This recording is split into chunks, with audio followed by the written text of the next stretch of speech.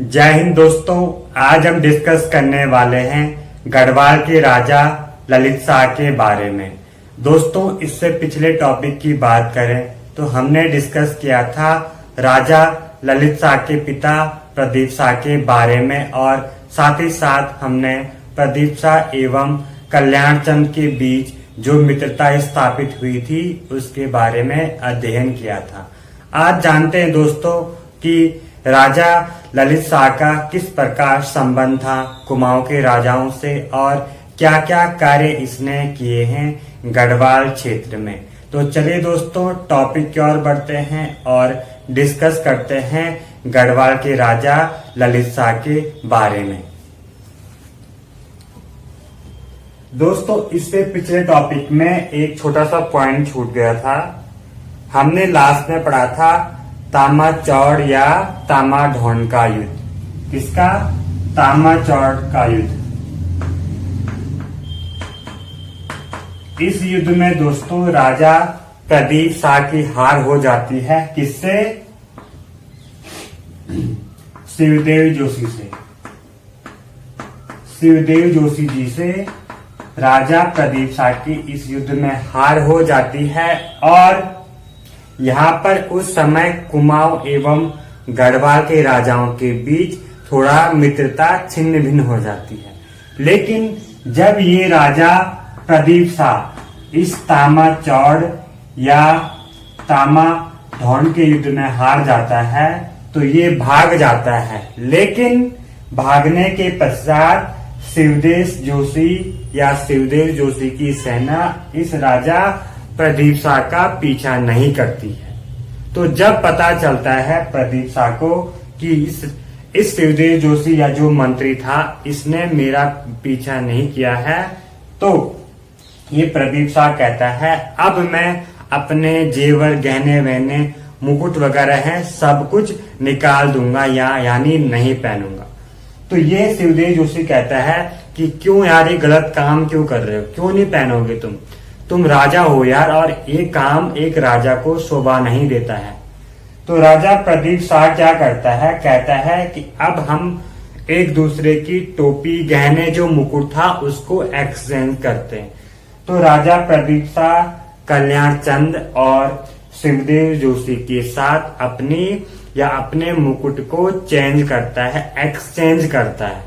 तो यहाँ पर इसके पश्चात फिर से गढ़वाल एवं कुमाऊं के राजाओं के बीच मित्रता स्थापित हो जाती है। इससे पहले हमने देखा था कि प्रदीप शाह और देवीचंद के बीच एक दुश्मनी थी और उसके बाद कल्याण चंद एवं प्रदीप शाह के बीच मित्रता स्थापित हो गई थी उपहार एवं मित्रता पत्र के अनुसार।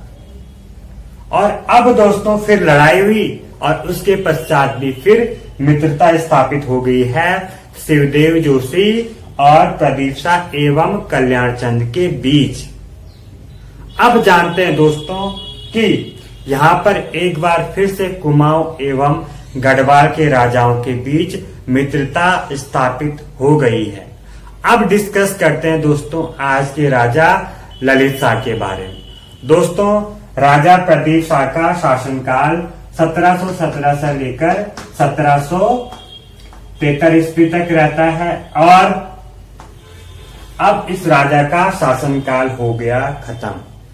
राजा प्रदीप शाह के शासनकाल के समय भारत के इतिहास में बहुत महत्वपूर्ण घटनाएं घटी हैं, जैसा कि हमने पढ़ा था प्लासी का युद्ध 1757 ईस्वी में, उसके बाद पानीपत का तीसरा युद्ध, फिर बक्सर का युद्ध। ये इम्पोर्टेंट बैटल हुई हैं राजा प्रदीप शाह के शासनकाल में।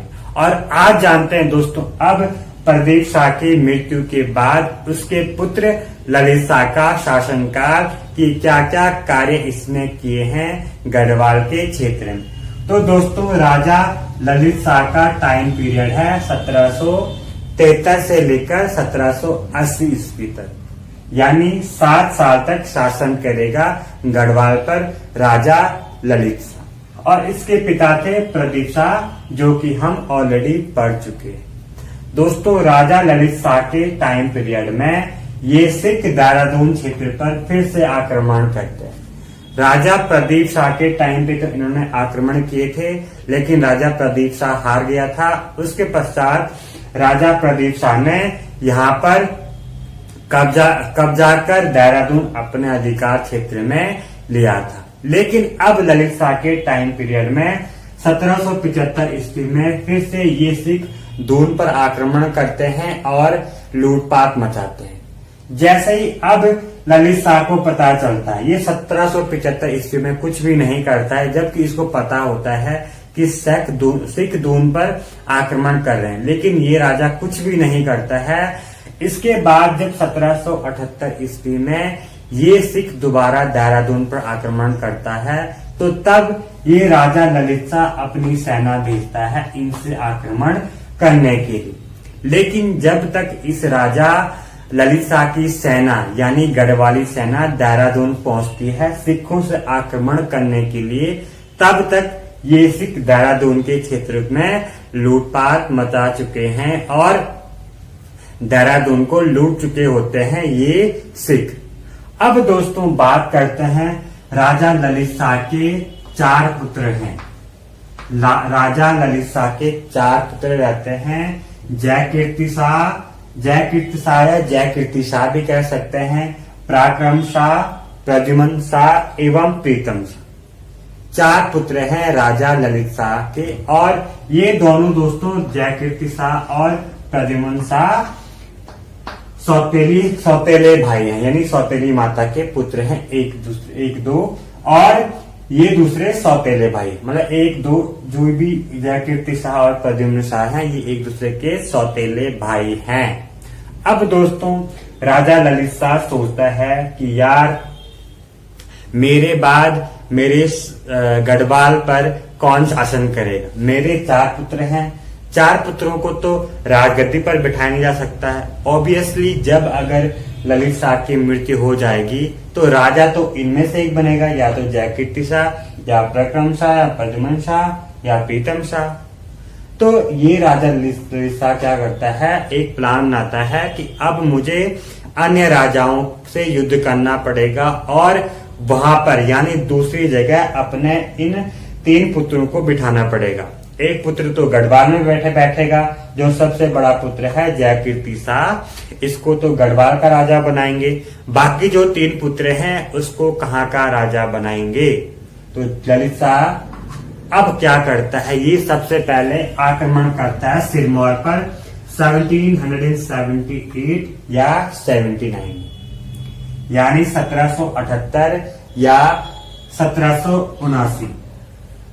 दोस्तों इसमें कंफ्यूजन है, तो आपको दोनों डेट याद रखनी है, 78 या 79। और ये राजा ललित शाह आक्रमण करता है सिरमौर पर, और सिरमौर के बैराट दुर्ग पर आक्रमण करता है और जीत लेता है बैराट दुर्ग को।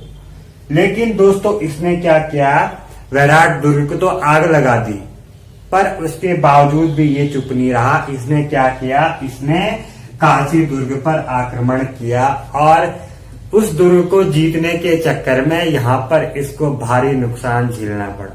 क्या हुआ कि इस युद्ध में यानी इस काशी दुर्ग में जीतने के बावजूद यानी इस युद्ध में जीतने के बावजूद ये काशी दुर्ग पर आक्रमण करते हैं और यहाँ पर इनकी एक तगड़ी हार हो जाती है, यानी बेइज्जती हो जाती है इस राजा ललित शाह की कि बैराटगढ़ जीतने के बावजूद ये आक्रमण करता है काशी दुर्ग पर और हार जाता है।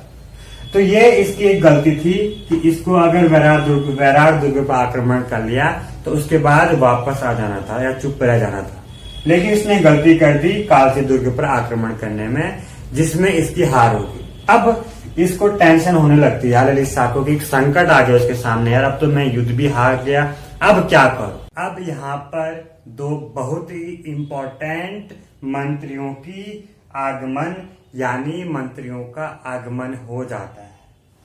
तो ये 2 मंत्री एंट्री कर लेते हैं यहाँ पर, हर्षदेव जोशी एंड जयानंद जोशी। और दोस्तों जो ये हर्षदेव जोशी और जयानंद जोशी रहते हैं, इनको ये राजा यानी कुमाऊं का राजा मोहनचंद इन दोनों व्यक्तियों को अपने राज दरबार से निकाल देता है। जब कुमाऊं का राजा मोहनचंद रहता है तो ये हर्षदेव जोशी एंड जयानंद जोशी को निकाल देते हैं। इसके बाद ये हैं अभी बरेली में, ये दोनों भाई हैं दोस्तों, और अभी बरेली में है करंट में। जैसे ही इनको पता चलता है कि राजा ललित शाह अपने राज्य का विस्तार करना चाहता है और अलग अलग राज्यों को अपनाना चाहता है ताकि वो अपने बेटों को अलग अलग राज्यों की राजगद्दी पर बिठाए। तो दोस्तों जैसे ही इस हर्षदेव जोशी को पता चलता है तो हर्षदेव जोशी इस राजा ललित शाह को एक पत्र भेजता है कि अगर आप हमसे मित्रता करते हैं तो शायद हम आपकी मदद करें अन्य राज्यों के राजाओं को हराने में, यानी अन्य राजाओं को गढ़वाल क्षेत्र में मिलाने में। तो दोस्तों अब ये राजा ललित शाह हाँ कह देते, क्योंकि यार इसको तो इमरजेंसी है, यानी इसको तो युद्ध लड़ना ही लड़ना है अन्य राजाओं से, अपने बेटों को अलग अलग जगह स्थापित तो करना ही है। तो इनको भी मौका मिल जाता है यहाँ पर हर्षदेव जोशी एंड जयानंद जोशी जी को, कि अब दोस्तों ये कहता है कि इस ललित शाह को कि तुम कुमाऊं क्षेत्र में आओ और कुमाऊं के राजा मोहनचंद पर अटैक करो, जिससे हम आपकी हेल्प करेंगे और आप इस युद्ध में जीत जाओगे। उसके पश्चात अपने एक बेटे को यहाँ कुमाऊं में बिठा देना। तो दोस्तों होता यह है कि हर्षदेव जोशी यहाँ के मंत्रियों को, कुमाऊं के मंत्रियों को गढ़वाल की तरफ मिला लेता है, और जैसे ही ललित शाह अपनी सेना भेजता है यहाँ पर, कहाँ पर, इस कुमाऊं के क्षेत्र में, तो राजा ललित शाह की जीत हो जाती है और ये राजा मोहनचंद एवं इसका भाई लाल सिंह भाग जाता। तो अब दोस्तों होता ये है कि कुमाऊं में अब ये राजा ललित शाह अपने पुत्र प्रद्युमन शाह को बिठा देता है। किसको? प्रद्युमन शाह को। और प्रद्युमन शाह को प्रद्युमन चंद के नाम से बिठाता है, यानी ये मोहनचंद का धर्मपुत्र बताता है इस प्रद्युमन चंद को। तो दोस्तों ये इंपॉर्टेंट पॉइंट है इसमें कि अब गढ़वाल के राजा ललित शाह का पुत्र प्रद्युमन शाह प्रद्युमन चंद के नाम से कुमाऊं की राजगद्दी पर बैठेगा और कुमाऊं का शासन संभालेगा। अब प्रद्युमन चंद बैठ गया कुमाऊं की राजगद्दी पर, और अब दोस्तों जैसे ही ये राजा ललित शाह वापस आ रहा था अपने गढ़वाल की ओर, दोस्तों अभी तक जो हमने ये पॉइंट पढ़ा है, जो युद्ध हुआ था यहाँ पर कुमाऊं एवं गढ़वाली सेना के बीच, तो इसको कहा जाता है बगवाली पोखर का युद्ध। बगवाली पोखर का युद्ध एग्जाम में क्वेश्चन बन सकता है कि बगवाली पोखर का युद्ध किसके बीच हुआ है? गढ़वाली सेना ललित शाह एवं कुमाऊं के राजा मोहनचंद के बीच, जिसमें इस राजा ललित शाह का साथ दिया था किसने? हर्षदेव जोशी एंड जयानंद जोशी जी ने।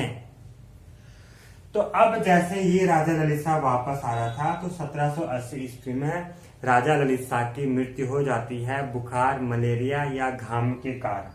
और उसके बाद दोस्तों गढ़वाल का राजा बनेगा जयकीर्ति शाह या जयकीर्ति शाह। कौन बनेगा? जयकीर्ति शाह, जिसको हम आगे चलकर पढ़ेंगे। तो अभी तक हमने कितने इंपॉर्टेंट पॉइंट जाने हैं दोस्तों इस टॉपिक के अंदर, कि क्या क्या क्रियाएं हुई हैं इन दोनों राजाओं के बीच, किस प्रकार युद्ध हुए हैं और किस प्रकार मित्रता स्थापित हुई है, और किस प्रकार राजा ललित शाह ने अपने पुत्र प्रद्युमन शाह को कुमाऊं की राजगद्दी पर बिठाया। तो एक बार रिवीजन कर लेते हैं दोस्तों हल्का से कि राजा ललित शाह का टाइम पीरियड है 1773 से लेकर 1780 ईस्वी तक, और इसके पिता थे प्रदीप शाह, जिनका टाइम पीरियड था 1717 ईस्वी से लेकर 1773 ईस्वी तक। और राजा ललित शाह के 4 पुत्र रहते हैं दोस्तों। 4 पुत्र कौन कौन से? जयकीर्ति शाह या जयकीर्ति शाह, पराक्रम शाह, प्रद्युमन शाह और प्रीतम शाह। दोस्तों जयकृत शाह एवं प्रद्युम्न शाह सौतेले भाई हैं और आगे चलकर दोस्तों ये कुमाऊं की राजगद्दी पर बैठेगा और जयकृत शाह गढ़वाल की राजगद्दी पर बैठेंगे और इन दोनों सौतेले भाइयों के बीच दोस्तों कई बार युद्ध आक्रमण लड़ना झगड़ना चलता रहता है प्रद्युम्न शाह एवं जयकृत शाह के बीच। आखिर में सौतेले भाई हैं तो बेसिकली कहा जाता है कि सौतेलों भाइयों के बीच लड़ाई तो होती है, तो प्रद्युम्न शाह एवं जयकृत शाह के बीच युद्ध होते रहते हैं और परेशान होकर जयकृत शाह ये देवप्रयाग के रघुनाथ मंदिर में चला जाता है और वहां पर अपने प्राण त्याग देता है। तो इसे तो आगे चलकर हम पढ़ेंगे, लेकिन मोटा मोटा एक बार हम देख लेते हैं कि जयकृत शाह देवप्रयाग के रघुनाथ मंदिर में अपना प्राण त्याग देते। अब बात करते हैं दोस्तों 1778 एवं 1789 ईस्वी में राजा ललित शाह सिरमौर पर आक्रमण करता है और सिरमौर के बैराग दुर्ग पर आक्रमण करने के पश्चात वहां पर आग लगा देता है और उस दुर्ग को जीत जाता है। बैराग दुर्ग को राजा ललित शाह जीत जाता है, लेकिन उसकी मत्ती हो जाती है खराब। वो क्या करता है, उसके बाद वो काशी दुर्ग पर आक्रमण करता है और आक्रमण करने के पश्चात वहां पर उसकी हार हो जाती है, यानी उस राजा की तगड़ी हार हो जाती है काशी दुर्ग पर आक्रमण करने में और भारी नुकसान होता है गढ़वाल के राजा ललित शाह को। इसके बाद दोस्तों यहाँ पर